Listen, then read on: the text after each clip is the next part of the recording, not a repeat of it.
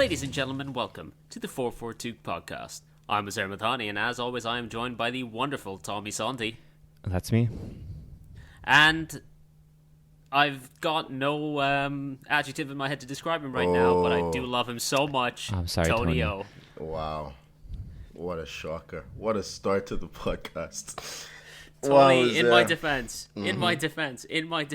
I haven't slept since 10 a.m. yesterday. I am so jet lagged and so hopped up on coffee. Excuses. I can only apologize. Excuses. Yeah. Apologizing like the Man United players after losing a game on Instagram. Okay. Anyway. Hey, he's Tony, probably... I will post to Instagram if you want me to. I will post an apology. Okay, I'll take that. You got to give him a break too. He's distracted finding out who Man United is going to play in the Champions League. We got the live draw happening right now as we're recording. Tommy, you can't bring up the Champions League around Tony. You know how he gets around these kinds of tournaments that Arsenal don't qualify for. Okay, all right. You can't ruin his day like this. I've already forgotten how to describe him. 2 weeks away from him. 2 weeks in a different country, and I've already forgotten his beautiful face. I don't have the words to describe him anymore, and now you're going and bringing up the Champions League draw. Guys, live updates. Atletico Madrid will be playing Bayern. It's just been done. Tony, do you note how he doesn't care about anything I say? I'm used to it. Liverpool. This has Liverpool been our versus relationship Salzburg. for the past 10 years. I'm used to it. I'm used to it. So one-sided relationship. It's fine. Just like our relationship on the field. No assist from Tommy. Always getting the assist from Tony, me. where is this coming from? No assists. I was the forward. I thought we had good chemistry. Tommy, we had chemistry. Tony to Tommy. Nothing going the other way around. It's fine. And I'm the forward. You're the midfielder. It's fine. It's okay. Hey, well, I got the Lampard genes. I just want to get those goals. What can I say? Lampard had assists too, but it's all good. Welcome back, Azar. Let me talk to someone who actually pretends to care about me. Yeah. Oh, I'm not going to deny that it's pretending. Yeah. Do we want to step into the Premier League action for this week, boys? Why not? Tommy, you're going to want to pay attention to this. Yeah. We're going to kick it off with Chelsea 3, Leeds United 2, and I'm going to start off by saying dodgy penalties.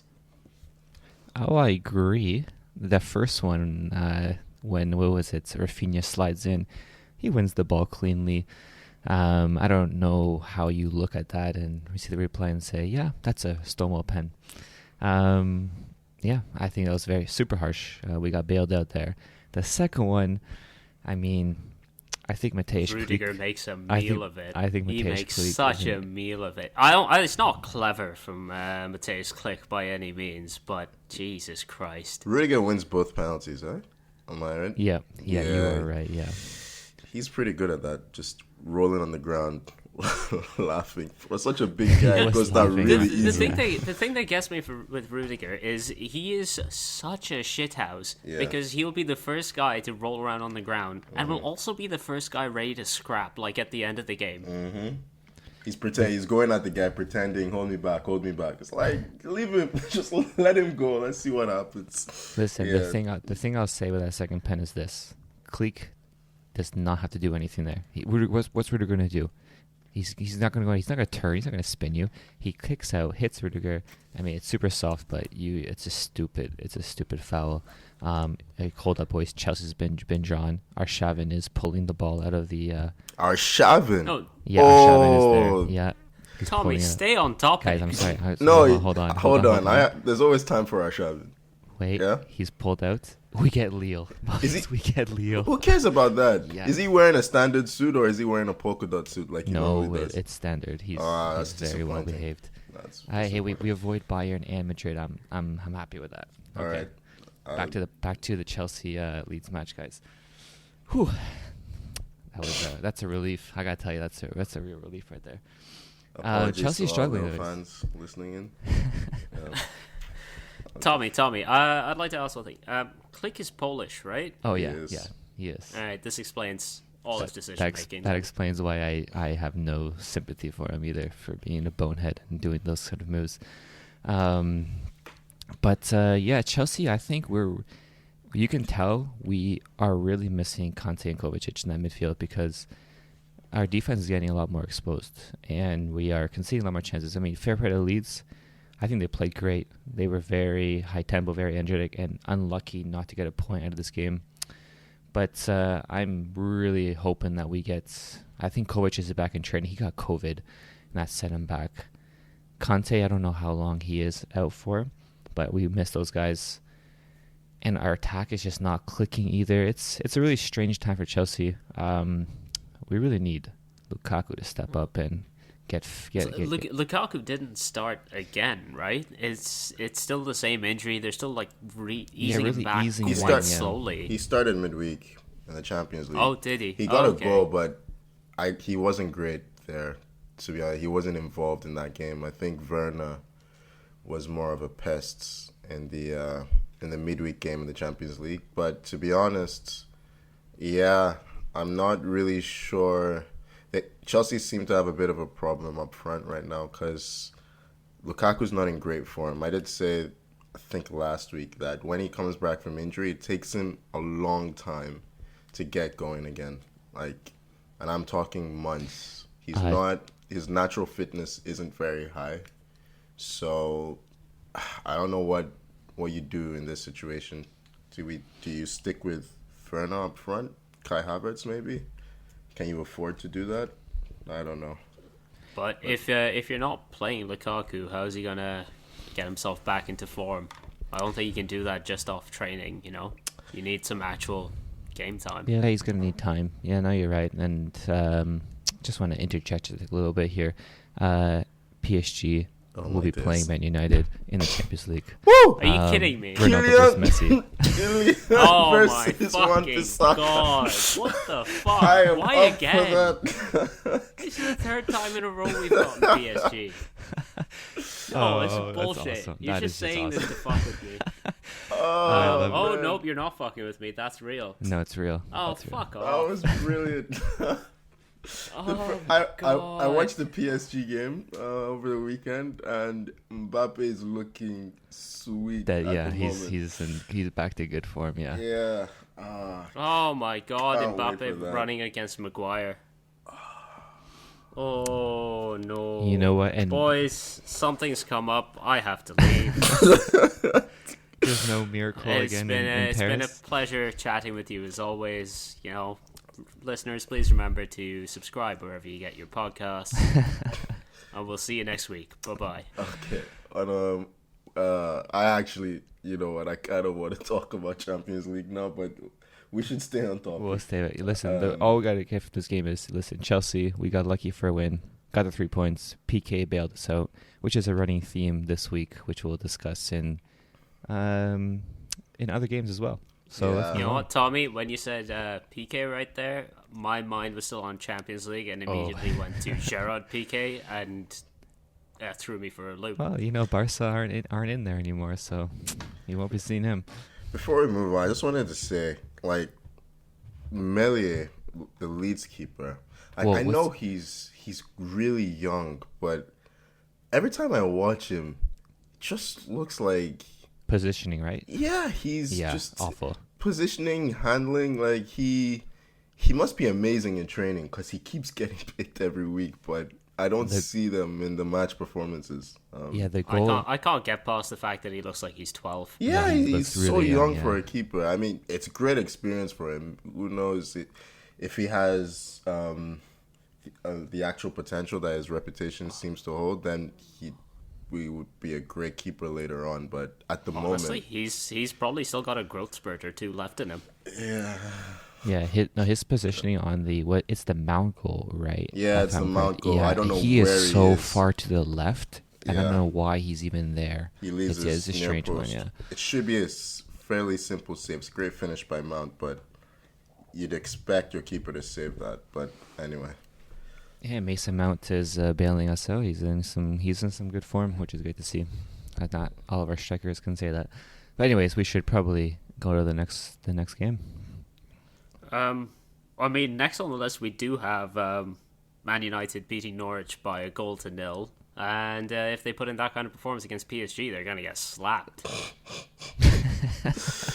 I mean, it was it. just I it was love just that they're very disjointed. Why is come on? I've had 2 weeks where I haven't had to say something negative about this football club, and then we get fucking drawn against PSG.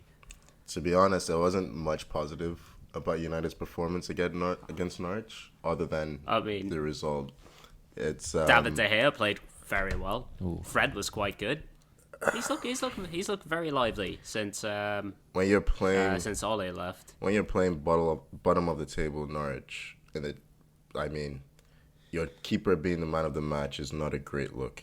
I have to say. I'm taking the positives where I can get them. Okay, I'm very tired. I'm very jet lagged. I've just had this goddamn Messi news dropped on me. We have to play against Messi. Oh, he is. He's unraveling here. Don't forget Neymar will probably be back. Di Maria and Verratti. Donnarumma will have established himself. Neymar's having a terrible season. Yeah. Okay, I hope he plays then. No, he always plays well against us, though. We should have just done a Champions League, like a separate Champions League pod. Honestly, here's a question though. Hell. Here's a question. I think I said this like before. One easy second round draw. That's all I want. Hey, De Gea, is he back to his best? Do you say? I don't fucking know. Maybe it's enough to keep Messi. No, I wouldn't say. I wouldn't say. Quiet. I wouldn't say he's quite at the no, he's not. 2016 to 2018 peak that he had.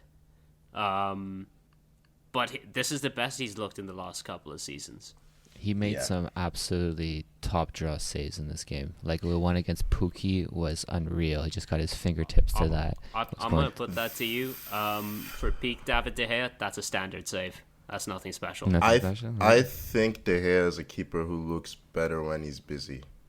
I think when he has... He struggles to focus. Yeah, when he only has 1 or 2 saves to make in a game, I think that's where he's lacking.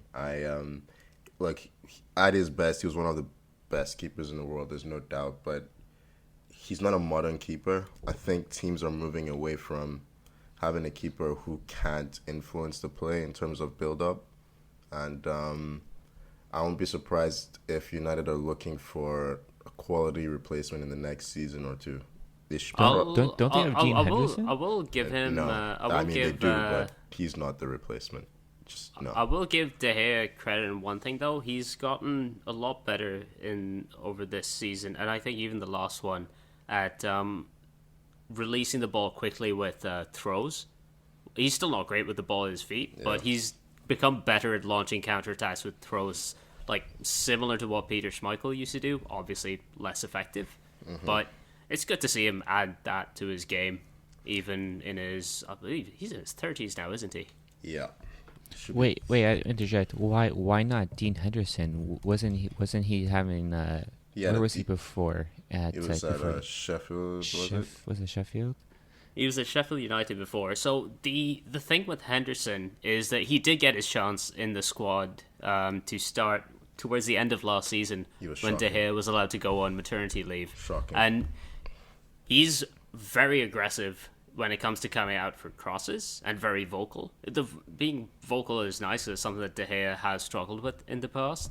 But in terms of being aggressive, he was getting too aggressive. Like, he was coming out for balls that he shouldn't be coming out for. And that did start to cost us goals towards the tail end of the season. He just wasn't making saves. Like, I'm sorry. We're talking about a team that wants to win the Premier League. It's not... You don't put Dean Henderson in goal. Like, he's a decent backup goalkeeper, but if he wants to get playing time, I think he has to leave.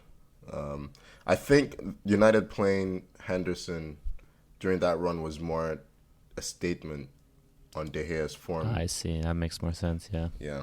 Well, De Gea was away for a month on leave because he just had his first kid, and there was restrictions going back and forth with Spain.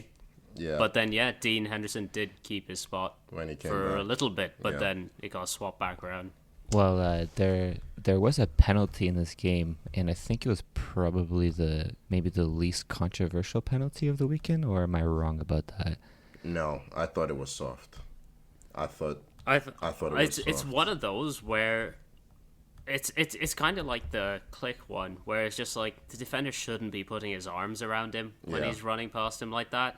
And it's like the click one where it's just like this kind of stuff happens quite often and doesn't get called. Yeah. So when it does get called, it's a bit jarring.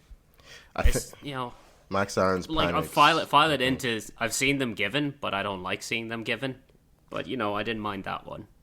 I think Max Aaron's is he's a tiny fullback. He's I don't know, maybe like 5'6" or 5'7", and he's up against maybe the best header of the ball in the Premier League, and maybe in the world even, and he panics. He tries to prevent Ronaldo from attacking the ball, but I'm not even sure he was getting there.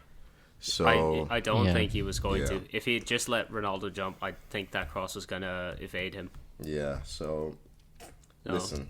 Poor decision making on Aaron's part, but also unlucky to see that penalised. Well, Ronaldo, another game winner for United. I'm losing track of how many that is for him this season already. He was you can probably just count up. You can just probably count up the goals. I'll probably tell you how many. What an ingrate. It's just what? I made a perfectly legitimate statement. He's just poured cold water on the Ronaldo praise. Anyway, he's already thinking about Messi and Mbappe running on his defense, so it's fair play. Yeah, that's the thing. I don't know how much Ronaldo's going to matter when we concede 6. Okay. Anyway, United were lucky to win this game. You've mentioned Fred. He's looking. I mean, when Fred's looking like your best player, I'm not sure if that's I don't know if that's a positive look for everyone else. I thought Rashford really struggled in this game. Everything he tried was off. He was caught offside quite a bit when he shouldn't have been. But what I do like about what Rangnick is doing is, well, I was going to say that he's preventing you from being transitioned on easily when you lose the ball, but that second half was a bit crazy. Anyway, there was about 20 minutes in there where we just couldn't get our foot on anything. When you play as crap as you did and you still get a result, just take it. Just take it. 100%. Oh yeah. Just run with it. Chelsea knows that one too. Last game. Yeah. But I guess we should. Well, before we leave this game, we should say Norwich did play well, though. I mean, they've looked a lot better under Dean Smith. They have. We should also point out they were playing well before Dean Smith left. Their form was that's true. Turning. It was turning, yeah. Yeah. So it's not all on Dean Smith, but he does seem to have made them a bit more organized defensively, which they're gonna need if and I'm they're happy gonna miraculously stay up. So I'm happy to see Billy Gilmore finally getting his game time. Yeah, after not getting nothing, and they're only 3 points from safety at the moment, Norwich. Yep. Yeah, not too shabby for them after all. After that poor start. I guess we'll move on to Tony's beloved Arsenal next. 3-0 win against Southampton, and yet in my notes I have written down the phrase Tony has issues. Tony, talk to me about your issues. Well, so I said that when you said Arsenal's first goal was brilliant, which it was a fantastic team goal. I just feel like we put such an emphasis on playing the ball out from the now back. Who's being a fucking ingrate? Well, no, because team scores a lovely goal, and all Tony wants to do is complain. I watched the miserable bastard. In the first half, we had 3 shots. 2 of them went in. Right? That's not sustainable. We're playing Southampton, who are absolute garbage, right? Okay, so we use the same strategy we used against Everton in this game. Try and play out from the back, bring them in, and then beat their press. But just put the ball in the final third, and how about trying to start attacks from there sometimes? I feel like the best players in the team, like the best unit in the team, is in defense, and so we play with the ball too much back there. But you can't hurt teams from there, or it's very difficult to. Like, you can't score that goal we scored every week, right? You just can't. Sometimes you need to sustain pressure. In the second half, when we when we got our confidence back, we started to pin them in. But I just feel like after the Everton game and after the Man United game, sometimes it feels like Arteta he's not learning his lessons. I don't know. The way the team is set up, sometimes it just makes it look like we worry about the opposition way too much rather than leaning on our strengths. We played Old Trafford and the history of Old Trafford instead of playing an absolutely garbage Man United team. We played Everton on our recent history at Everton or struggling in that stadium rather than just playing an absolute garbage Everton team. And we did the same thing to Southampton. It's like, these teams are shit. Just go out and play. We have good players, right? But there were positive performances. I thought Lacazette played really well, even though he infuriatingly will not shoot unless the chance is just right. Like, he's had 6 shots this season. That's ridiculous. One player who I thought had a fantastic game was Pierre-Emerick Aubameyang. Best he's looked all season. Yeah, my favorite player of the day. For those unaware, Aubameyang missed this game because he was punished for disciplinary reasons. I believe he went to Barcelona to visit family and then was late coming back. He also stopped to get a tattoo along the way somewhere in Barcelona, which is, good on him. Good on him. Get your ink. They must be some really highly rated tattoo shop that he just had to go. But hey, he's getting paid what, 300, 400K a week to do this? Club captain, baby. But honestly, I wish it was a one-way ticket. I wish he'd just stay there. The guy, this is our captain, and this is the 3rd time he's been dropped for disciplinary reasons in the past year. I don't know. Look, with Aubameyang, there's not much to say. We just need to move on when the chance presents itself. Lacazette showed what a striker should look like, even though we need a huge upgrade in that position. He links up with the younger players up front a lot better. I thought Martinelli was fantastic in this game. Saka was brilliant. They both hit the post in the second half. Yeah, Saka had a great game, Yeah. Aubameyang, I won't be surprised if he's not in the squad against West Ham on Wednesday. When the chance presents itself to bash Aubameyang, we have to take it. We'd be doing the man a disservice if we didn't. He misses so many chances. Why? We need to up the conversion rate a little bit, don't we? He is leaving to represent Gabon in the African Cup of Nations, so we might as well get used to not playing with him. I say that. Feels like we haven't been playing with him all season. I did want to bring something up. Did you guys see the Everton-Arsenal game at all? Oh, definitely. I watched I watched it after the fact.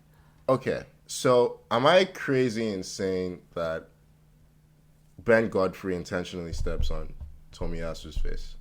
Yes. You think so? Wait, are you saying that Toni is crazy or both? Both. He's crazy, yeah. So wait, did you see I dropped something in the group chat, right? I dropped a link in the group chat. Have you had a look? I have not. I put my phone away when we're recording, Tony, because I'm a professional. Tony, exactly. All right, bring your phone up and have a look. I'm not bringing my phone up. It's across the room. That involves me getting up. Get up and get your goddamn phone. It's fine. Don't worry, Tony. I got it. I'll have a look. How can you look at that and tell me that Ben Godfrey doesn't intentionally step on his face? Because for me, I'll post it on the team on the pod social later.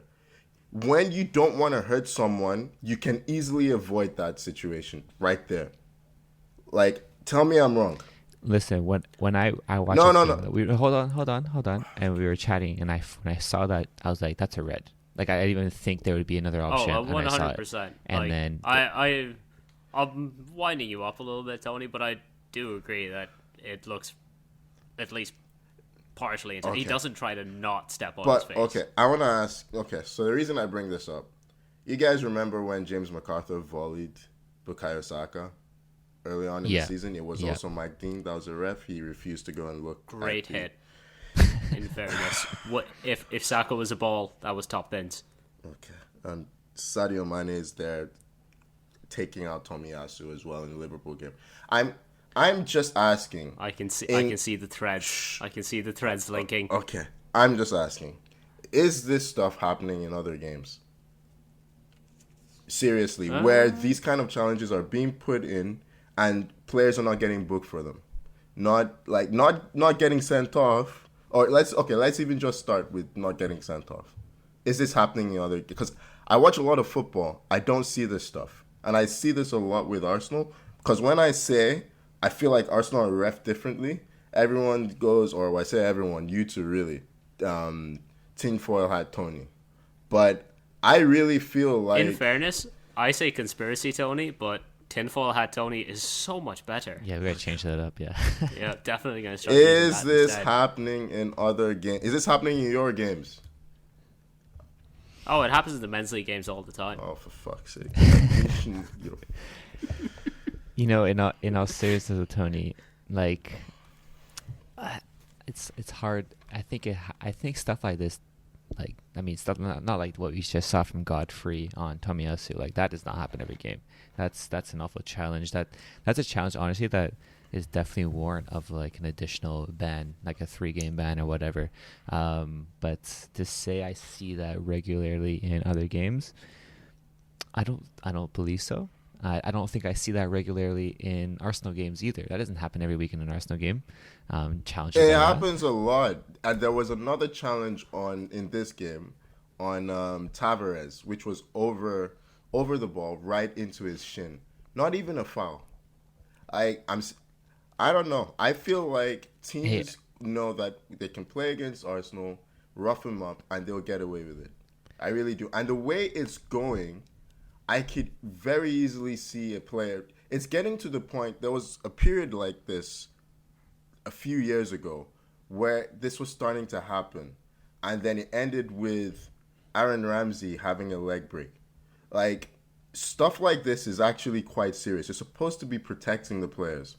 I am actually concerned that one of our players is going to sustain a really serious injury if this keeps going on. Because this is, like, it's out of order. There's no way you can look at this and not send the guy off. Everyone who has looked at this, pundits, former referees, they see this, they're like, that's a straight red, and he meant it. So how are people getting away with this stuff? When my explanation here is maybe not a sort of conspiracy against Arsenal. I just think it's terrible reffing in general. No, I feel like it's a perception. I don't think in the referee meetings they're like, oh, it's Arsenal. I just feel like... What if they are saying that in the referee meetings, Tony? Whatever. They might be saying it. Tony, I just think we've been... How often do we complain about VAR? You know, no, man. Week? No, but for a long ass time. What? Oh. Okay. What just happened? Looks like the call was dropped. Ladies and gentlemen, I am calling back in. Uzair, are you there? I am now back. Tommy, so it looks like your whole free meeting stuff was real. Tommy, well, I'm going to have to cut this together now. Yeah, well, please leave it in there. Okay, we're going to leave this in. For anyone listening, today was the first time we let Tommy set up the team's call, and somehow it just crashed on us half an hour in. Tommy, would you care to explain yourself? Or was this the conspiracy theory cutting off our call because Tony was getting too close to the truth? I honestly, I'm a little bit scared now, yeah. We've angered the referees. The VAR gods are onto us. And we gotta really be, easy when we're talking about this, guys, eh? But no, I had that warning before, and I was like, Tony, I know you want to say stuff, but I'm not letting you get back into it because you got to move on to more ref talk. This has been going on for decades, for at least 15 years. That's all I'm saying. Tony, no, don't come back for us. Tony, Tony, all right, relax. move on. Gary Neville can't. I am going to anymore. start making noise on this. I'm going to start making noise. Zare, People need Zare, to what- know the freaking truth. Come on, let's. Zare, what's our next game? I mean, sorry, refs, we're coming for you again. It's Man City 1, Wolves 0. Oh, shocking. So much refereeing. I mean, one thing they got right was Raul Jimenez getting the stupidest red card of the season. Yeah, what an idiot. Just back off when the ref tells you. Like, that's just something you learn when you're a kid. 40 seconds before his second one, and he's still standing there in front of the ball, trying to block them from taking the free kick. Like, what did he think would happen? Yeah. I'd be so angry if I was a Wolves player playing the best team in the league, and you're down a man because one of your most experienced players does something as stupid as that. They defended so valiantly too. Like, remember, was it last week against Liverpool? They conceded that late goal. Very, very similar performance. Yeah. They almost got an equalizer right at the end as well. I can't remember who it was who had that header, but might have been Saiz. I'm not sure, but yeah, they could have nicked it right at the end. They defend really well, Wolves. They always have been a pretty good defensive team, but that refereeing call. I mean, I feel like what happened in that game was City could have they had a couple of penalty shots earlier that weren't given, right? And they were kind of 50-50, but the more they didn't give them, I feel like the ref, he was just itching to give City something. It was a makeup call, basically. Yeah, basically. Although it was a terrible makeup call because... Oh my god. The argument that came forward from whatever VAR headquarters in space, or wherever it is. Hey, Zare, careful. Tread carefully. I'm sorry. The lovely folks over at VAR. Get rid of all of them. All the refs. Tony, please. I don't think we can have... I'm coming for you, refs. What is it? PGOL or whatever they're called. I'm coming for you. At 132013 on Twitter. That's me. Don't worry. We're going to have a chat. It's fine. If any refs are listening, also follow us at 442. But yeah, they came out and said that there weren't any decisive angles on which to overturn the call. Wow. Except everyone was like, hang on, you've just shown us a decisive angle where we can clearly see the ball hitting his armpit and not his, is this below the shirt sleeve, right? And the ball isn't anywhere near that. Even if it hits his hand, it quite clearly hits his ribs before it would have hit his hand. You know what I mean? Like, it's not... I don't know what... If you cut João Moutinho's arms off, he's still blocking that cross. Exactly. I think that's the best way to put it. If I'm putting myself in the views of the ref, I'm just thinking You they're really probably don't have to. No, I'm just thinking they're probably like, oh, he put his arm up. Oh, it's got to be a pen. It had to. Like, that's probably what they're thinking. But they have a monitor on the side. And of it's the like, pitch. no. What is the point of VAR? Really? Honestly, what are they adding? You want a conspiracy, Tony? I think they're just doing this on purpose so they can bin VAR and not have to use it ever. That's what I think.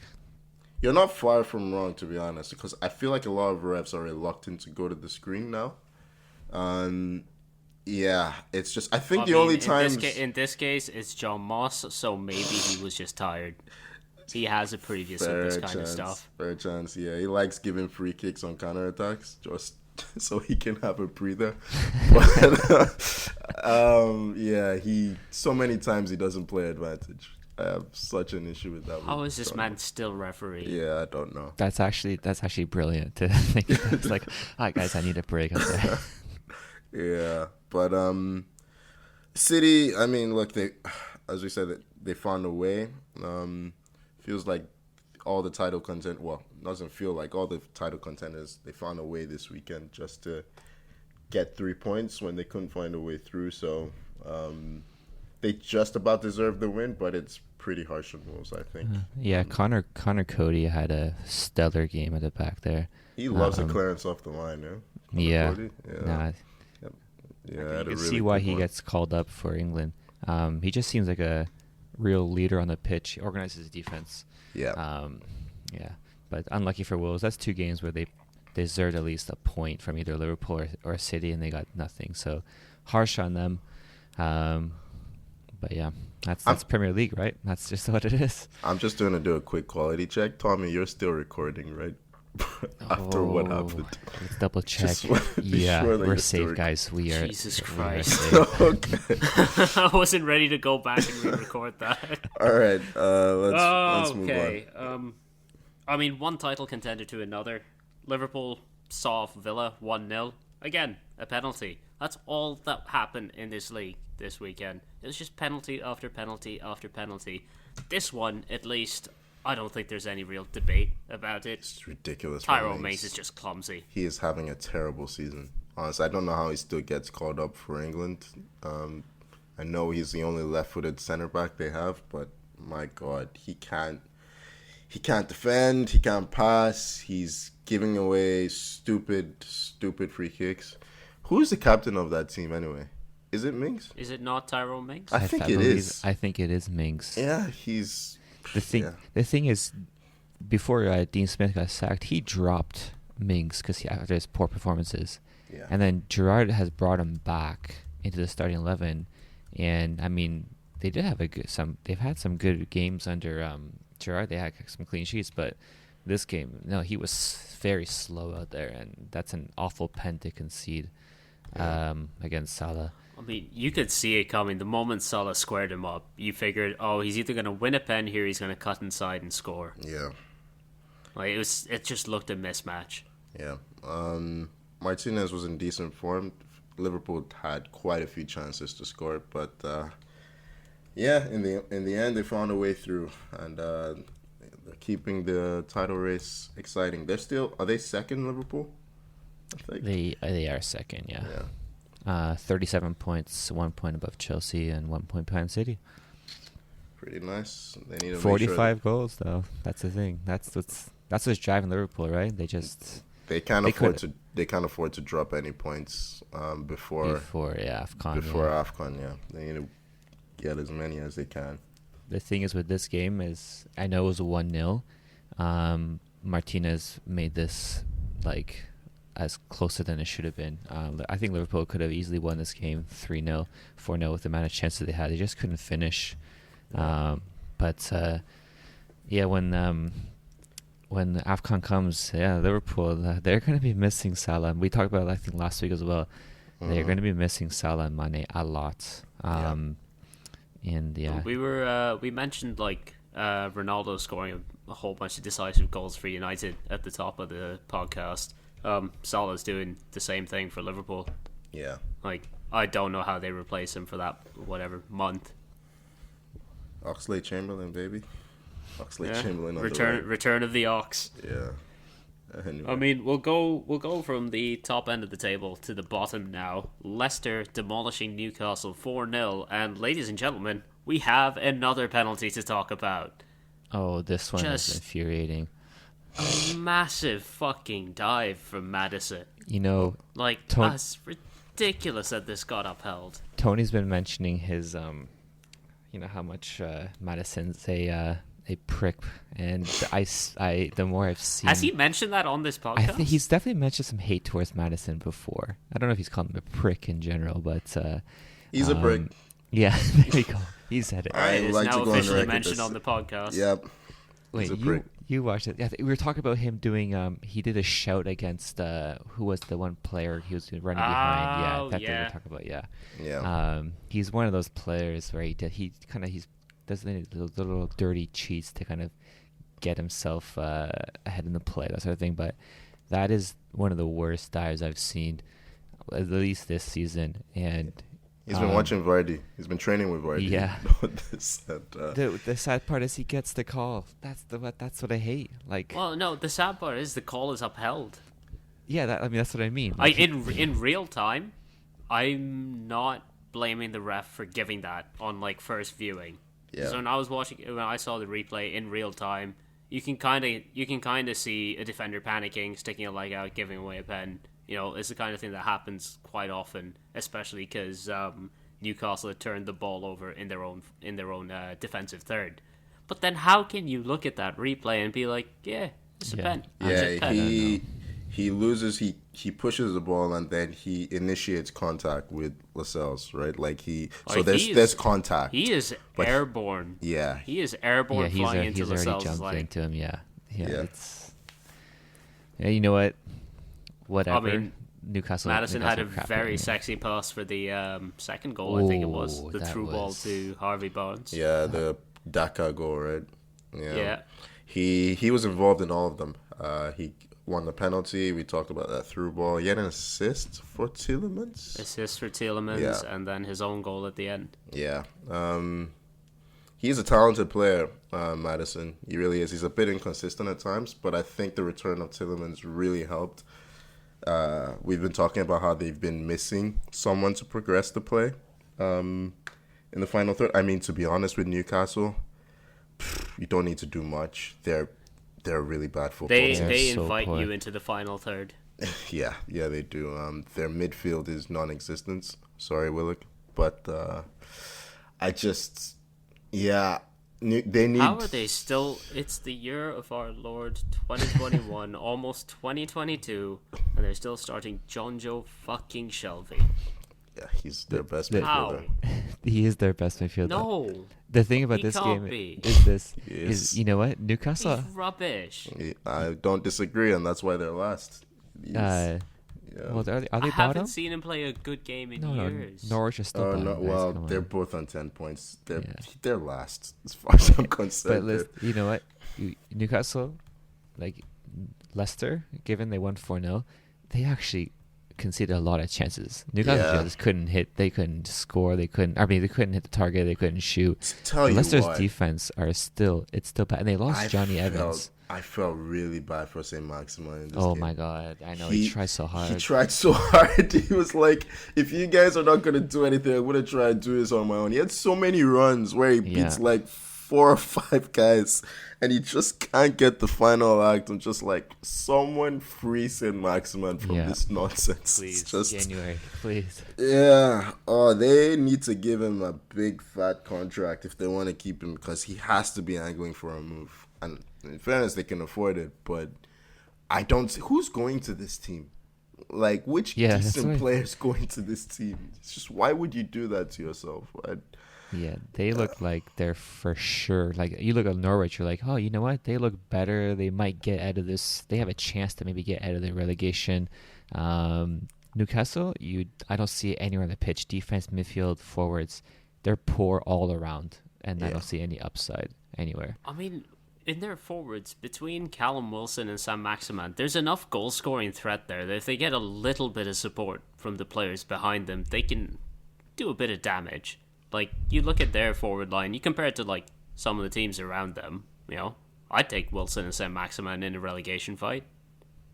Yeah, but their midfield is just everything behind them. Exactly. Like, there's no support system. Almiron he's got no end product. He just runs around a bit.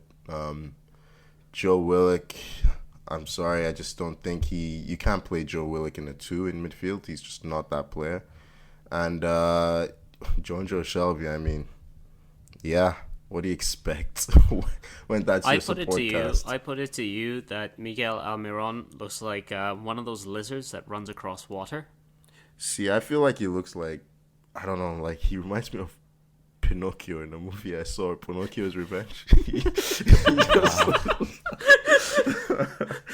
That's what I always see when I see Almiron. It's just like, one day, Miguel Almiron will be a real boy. Gentlemen, a few other games to talk about today that we should quickly make our way through. Crystal Palace showing also what should be done to this Everton team, beating them 3-1. Looking very good doing it. Conor Gallagher with a couple of very nice goals. Ooh, what a player this guy is. What's going to happen with Gallagher? I mean, did you already call it? He's going to come back and we're going to sell him for profit? You already called it. Yeah, but what do we think his level is? Because, he's playing well at Crystal Palace, right? Like, does he stay in a team like this, or I don't know. I think he stays at Chelsea next season and tries to break into their first team. He's said it himself that that's what he wants to do, is he wants to fight for a spot when he's back. Happen, though. But I'm with Tony. I don't think it will happen because we have such we have so many players like him in playing that position, all that. Honestly, I kind of agree with Tony. I think he'll come back and we'll probably sell him to the highest bidder, and that's what'll happen. I think he'll spend a year at Chelsea, get frustrated, then you'll sell him. That's a year of wasted development. That's I hope he's smarter than that. I hope so too. Yeah, he's shown that he's already. Honestly, I do want him. I'd love to see him go to Crystal Palace on a permanent transfer. Love him at Arsenal. I just don't know if they'll be able to afford it. I'd love him at Arsenal. I'll be honest. Even as does he play central midfield for them, for Palace, or does he play higher up? Yeah, so he's getting all these goals. Oh, is he playing as a 10? Okay. I think he's playing as a 10. Yeah. Okay, because Palace, they play. I think he can play a little bit deeper. But he definitely can. Yeah. Just looking, because he definitely has played a lot of games in. So he was playing on the right of a 4-3-3.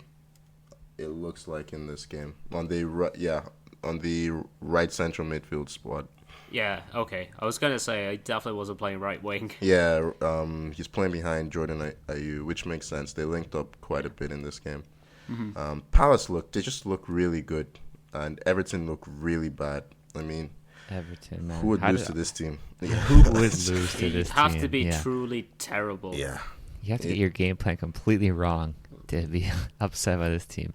Yeah, we've given Rafa a stay of execution. He should be gone by now. Yeah. But the thing with Everton is like, man, they got it. It's not always the coach's fault, man. It's just we talked about this before, right? It's management. It's who they sign.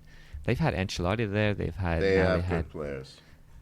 They have good players. Yes, Everton have good players. Richarlison's a good player. Demarai Gray is a good player. Decore is a good player. Yeah. Why they're playing Ben Godfrey at fullback? He's a center back. He's a very good center back who is now really out of form because he played left back in this game. He's a player that's been so badly mismanaged. He's been playing left back recently. I'm sorry. I don't know what Benitez is doing. He looks like he's on a mission to get Everton relegated as a Liverpool legend. Honestly, that's the way it looks to me. He's doing a good job, that's for sure. Yeah, in that regard, he's cementing his status as a Liverpool icon. I don't think they're amazing. Don't get me wrong, but Richarlison can play he could go into a squad for a top 6 club. Okay, Calvert-Lewin's not there, but Demarai Gray is a decent player, right? They're what? Everton, before they beat Arsenal, they were like 16th. Right, they're 14th right now. There's no way Everton are the 14th best team in the league. It's just the thing with Everton is this: I look at their squad and I see, okay, yeah, you can make a argument that they have a fairly decent starting 11. There's no depth in that team. That's the thing. Once you have someone injured like Calvert-Lewin or whoever else, who do you bring in? That's the thing. They just don't have that depth. And you know what? If I'm a team, I'm looking at Everton. They spend a lot of money. Maybe they're looking to recoup something. Calvert-Lewin is a heck of a guy to get. Arsenal, you're looking for a striker, spend the money on Calvert-Lewin, I'd say. You keep linking us with this guy. It's not going to happen, Toni. It would be a smart signing. But I'm not 100% sure, but anyway. Good on Palace. Vieira, he's doing really well there. They've been playing well, even though they've not been getting results lately. So this is a good tonic for them. They're in a healthy 12th place right now. So hopefully they can grab a few more wins. I mean, a team that did grab a win this week, also grabbed a win this week, I should say, is Brentford. They beat Watford 2-1 with a big telling contribution from the Nigeria team captain, Trusticon. Toni, your Niger boy, he came through. Such a stupid challenge. I mean, he came through on the wrong end, but right at the end, God. another penalty deciding the game. I mean, I was Just really delighted for Brentford, pod favorites. I just want to quickly interject, and the thing you said about Madison earlier, where he yelled at a player to duck out of the way for a ball, and the defender listened to him. I think that was also Troost Kong. Oh yeah, you're right. It was. So he's having a good few weeks. Oh man, look, Brentford. This is your captain. Is he their captain? Is he not the Nigerian captain? I thought you meant told me he was the Watford Nigerian captain. I thought you meant No. Watford captain. No. No, I would never. Elton John would never allow it. Yeah, Brentford deserved this. They really pushed Watford back in the second half, and they finally got their goal. Pontus Jansson with, I think, what could be his first goal for the club. I'm not 100% sure. Got the first one in the 84th minute, and then who scored the penalty? Was it Mbuemo? Mbuemo, yeah. Yeah. Very calm penalty by Mbuemo right at the end. He's taking lessons from Ivan Toni on that run up. Yeah, he is. They needed that because they've lost some game. Well, they dropped points against Newcastle and they absolutely should have won that game. And they need to be beating these teams in the lower half of the table if they want to stay in the Premier League. They're 10th now, which is a decent level for them. If they can stay in that mid-table range and stay away from a relegation fight, that would be good. If they can come through the Christmas and New Year fixtures and stay around that, like, between 10th to 12th, I think that's a pretty good first half of the season for them. Yeah. Especially to get this win without Ivan Toni. Yeah. They're playing United next tomorrow. Yep. That would be fun. Oh my god, the amount of games. I love the Christmas fixture list because we get so much football, and it's great as a fan to be able to watch football almost every day of the week. It's exhausting for this like 2-3 weeks. Yeah. But now that we have to cover games, it's fucking stressful. Pod on Friday, boys. Oh my god. It depends if Chelsea beat Everton or not. The return of Lukaku. Yeah. Anyway. One more game this week, and that was Burnley 0-0 West Ham. I don't have any notes on this game. Nothing happened in this game. Yeah. Okay. Are we just going to move on? We should just say that it's concerning a bit. It's West Ham not beating the teams that they should be beating. Yeah. And it may. That's fine. They make up those points against the likes of Liverpool and City. Yeah, they're still fourth. They're still what is a point above United. Yeah, but they should be. That's it. Yeah, they should have pulled away. Yeah, they should have. They should be pulling away, and they're not secure in that fourth spot. You know, who knows? United might take it away from them. I think we're all predicting that's what's going to happen, right? Yeah, well, Spurs. Inshallah. Spurs still have 2 games in hand. They still have a fight or a say in the fight. Whenever they catch up. Speaking of Spurs, they're conspicuous by their absence on this week's slate of games, and that's because their game against Brighton was postponed, as was their midweek European game against I forget who they were playing. Brighton. No, midweek they were playing. They were playing Rennes, Europa Conference. It was Rennes. Rennes. Oh yeah, Tommy. Rennes. Yes. There you go. So that was postponed as well because of a COVID outbreak at Spurs. And just after the Norwich game, news broke that there was a COVID outbreak at Man United as well, though that seems to be amongst players that weren't involved in the matchday squad. So the game against Brentford is, as of recording, scheduled to go ahead. But this does bring the sort of spectre of COVID back into the Premier League in a very real way, with more players and coaches testing positive, something that we haven't really seen all that much of since the first wave and the initial postponements. Gentlemen, how is the Premier League going about tackling this? Looks like they're winging it, to be honest. Okay, good to know that they're taking the same approach as the Ontario government. and the British government, to be fair. Yeah, I don't know. It just seems like. Do you remember at the start of the season when Arsenal had like 3 or 4 players out with COVID, and they basically Arsenal were looking for guidance on whether the game should be called off, and the Premier League said they have enough players, go ahead. And it just looks like, it looks like they're just deciding week to week on what they're going to do. They should have a very clear policy on if there's a COVID outbreak, it's suspended. That would be the smart and safe thing to do. But I'm glad that they've taken that approach with the Spurs. I think it was Brighton, right? That was called off? It was Brighton for the weekend, yeah. And they've taken that approach with this. The news... I just wanted to hear one of the two of you say "hen," so... All right. That was good, Tony. Thank you, Tom. It's creeping up again. Even you're just looking generally in day-to-day life, especially with the new variant.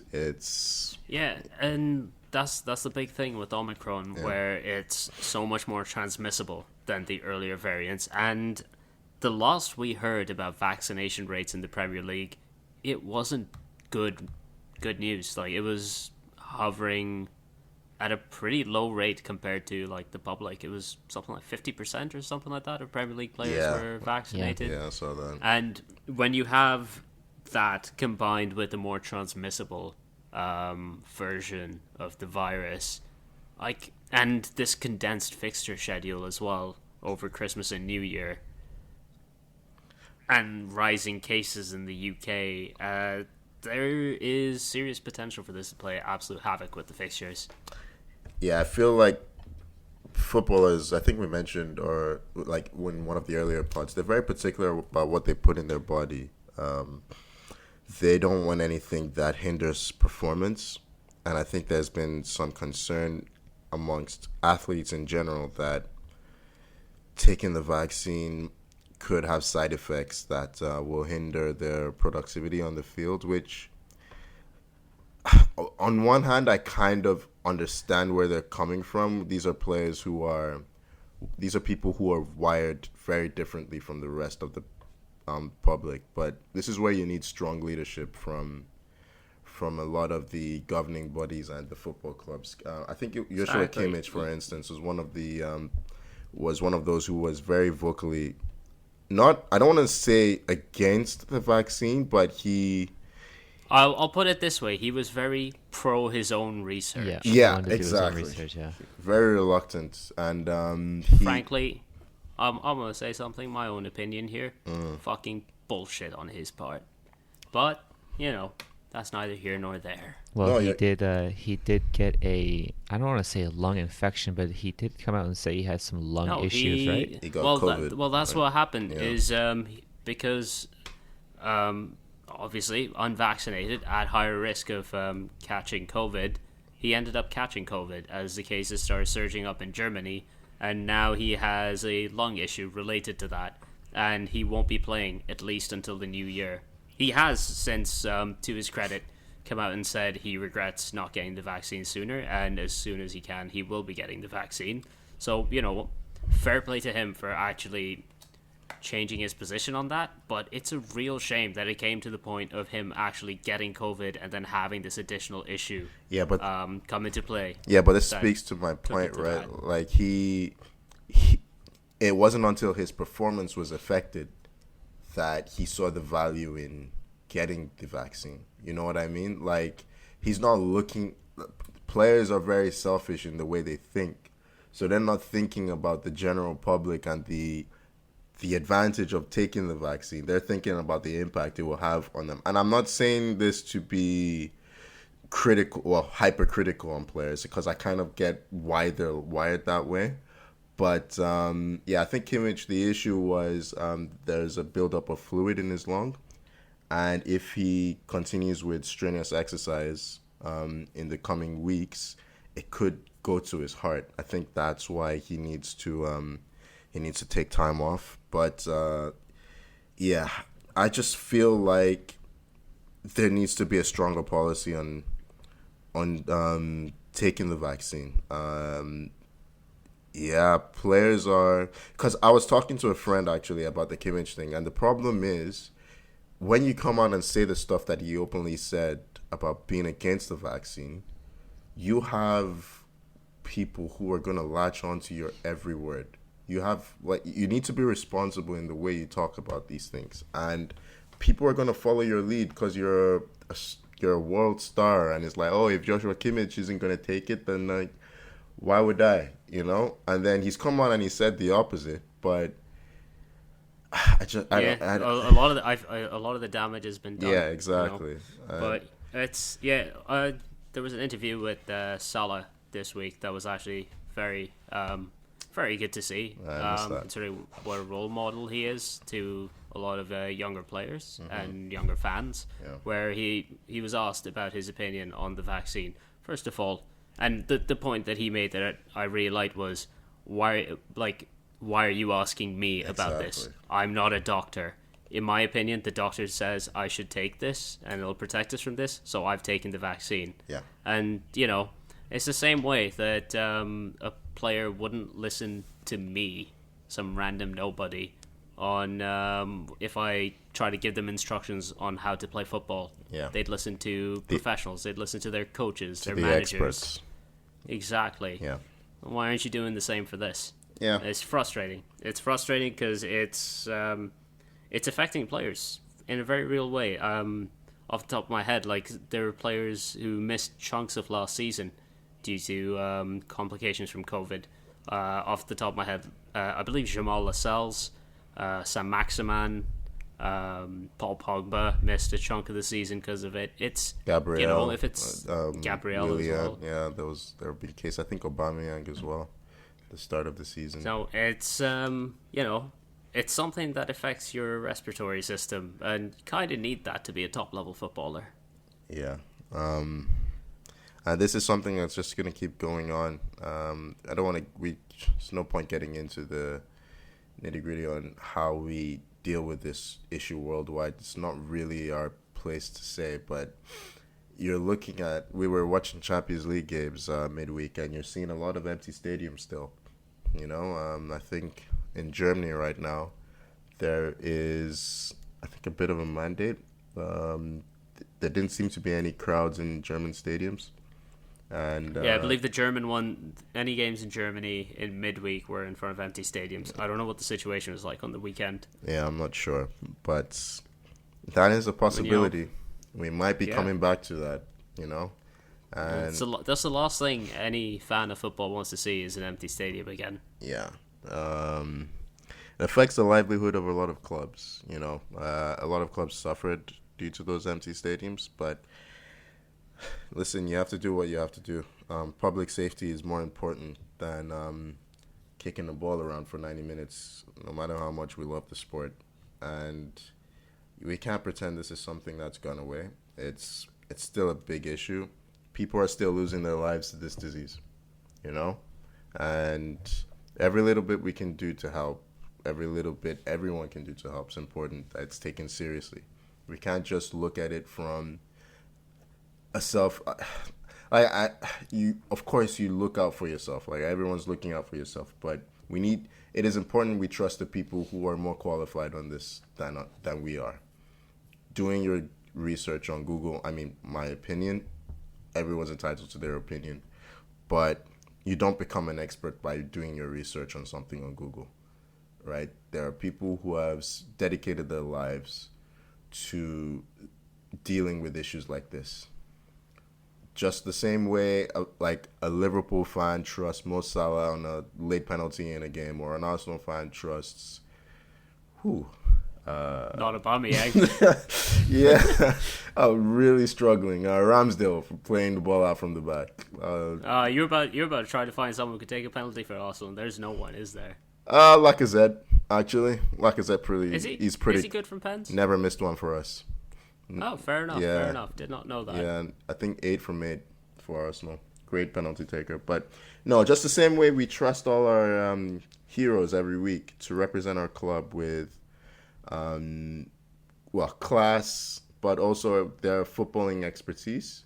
we should pay the same, respect to medical professionals as well, who are just doing their best to make sure that everyone comes out of this in a healthy situation. So, hey, I'll interject and I'll say I agree with both you on all points. Yeah. For a very split second, Tommy, I thought you were about to give us a Champions League draw update. Oh my god! We don't need more of that. Once the Chelsea matchup was decided, I was like, okay, but then the PSG thing. Crap about the Chelsea match. You got fucking PSG again. Oh my god! What are the other? Hold on. Before we go on, what are the other matchups here? Just let me sign off, Tommy. No. Let me sign off. All right. We've got Sporting Juventus. We've got Benfica, Madrid. Mm-hmm. We got Villarreal and Man City. Atletico Madrid versus Bayern. Salzburg versus Liverpool. Inter Ajax. Sporting versus Juve. Chelsea versus Lille. And then PSG versus United. So that's our rundown of the round of 16. How the fuck are we the only ones getting screwed over by this? Yeah, you look at it and it seems like, Atletico Madrid has been struggling, to be honest. So I don't know if that's going to be Atleti have not been good this season. Yeah, that's going to be a big match with Bayern. And hasn't, I don't know much about Salzburg. But, I'm looking forward to PSG and United, that's for sure. I don't want to play this game anymore. Yeah, doesn't affect me, so...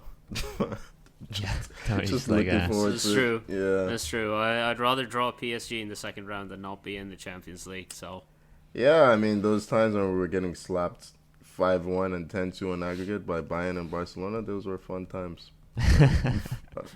Fun times. Yeah. All right. I'll let Tony go off and reminisce. In the meantime, you can follow us on Twitter and Instagram at 442 and subscribe wherever you get your podcasts. Apple Pods, Spotify, YouTube, Google Pods. We are everywhere. All that's left to say is thank you for joining me, Tommy. Pleasure as always, guys. And thank you for joining me, the absolutely stupendous Tony O. It's too late, Azar. It's too late. But pleasure You'll as come always. back round next week. You'll come back round. Always do. Thank you so much for listening. Take care of yourselves. Get your jabs where you must. We'll see you next time. Bye-bye. So, about 5 minutes after we finished recording this morning, the good people at UEFA realized that they had fucked up the Champions League draw. What they had done is somehow they had incorrectly drawn Man United out against Villarreal, which wasn't a possible matchup because the two teams were in the same group together. And then instead of putting the Man United ball back in for the next draw, they didn't, which meant that there was no chance of Man United drawing Atletico Madrid at any point. So, long story short, they had to redo the entire draw, and the new Champions League round of 16 is as follows.